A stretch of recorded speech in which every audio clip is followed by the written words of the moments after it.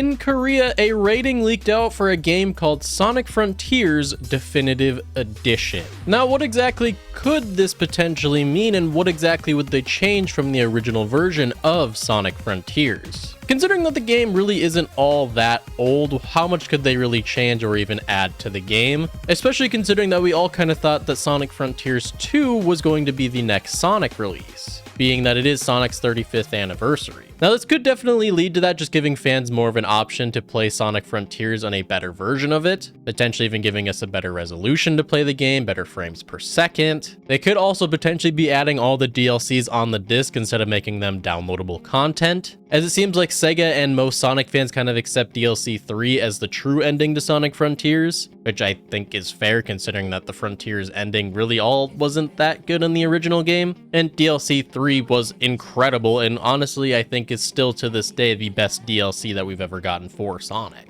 This could also potentially add some different things to the game, like fixing some of the bugs that you might see in the game, like Sonic jittering on the floor a lot, or fixing some of the pop-in issues, or maybe even kind of adding stuff to the open world to not make it feel so empty, which I think with the previous DLCs it definitely kind of helped with that, but they could do it even more. And this could also maybe add like a few different skins and stuff like that. I don't think that we should necessarily get our hopes up a lot for a definitive version of Sonic Frontiers. I think it's great for an option. There are a lot of players that haven't played the game and want to experience the whole game to its fullest with the DLCs being on there. But I have to be honest, there is still a little bit of a side to me that kind of wishes they went in a different direction. Sonic Frontiers is great. I love the game, and I truly think that the game is overhated now. I've made a whole video about this on why I think that the game is way too overhated now. However, when it comes to re-releases of games, there are definitely Sonic games that deserve that title more. Notably, the biggest one being Sonic Unleashed. Yes, I know that we got Sonic Unleashed recompiled, but that is a fan re-release of the game to be able to play on PC.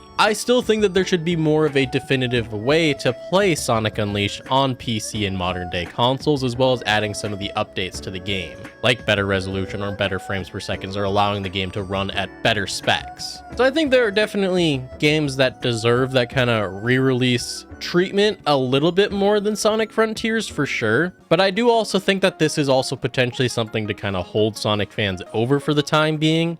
Being that we are pretty damn close to April now in Sonic's 35th anniversary, we still have no news on what the next mainline Sonic game is going to be. And if Sega is going to follow the trend of previous anniversaries, Sega has always released a mainline Sonic game within his 5-year anniversaries. This could still happen, it just kind of seems a little bit unlikely, so this could kind of be one of the bigger releases of the year. But as somebody that has the game on PC and has accessibility to mods, allowing me to play the game at better frames per second and also add some different things to the game that I want to experience, there is still really a side of me that's disappointed. I'm going to keep my hopes up in hoping that there is another Sonic game that's going to release within the 35th anniversary, and this isn't kind of the main event of the 35th anniversary. But if this is kind of all that we're getting, it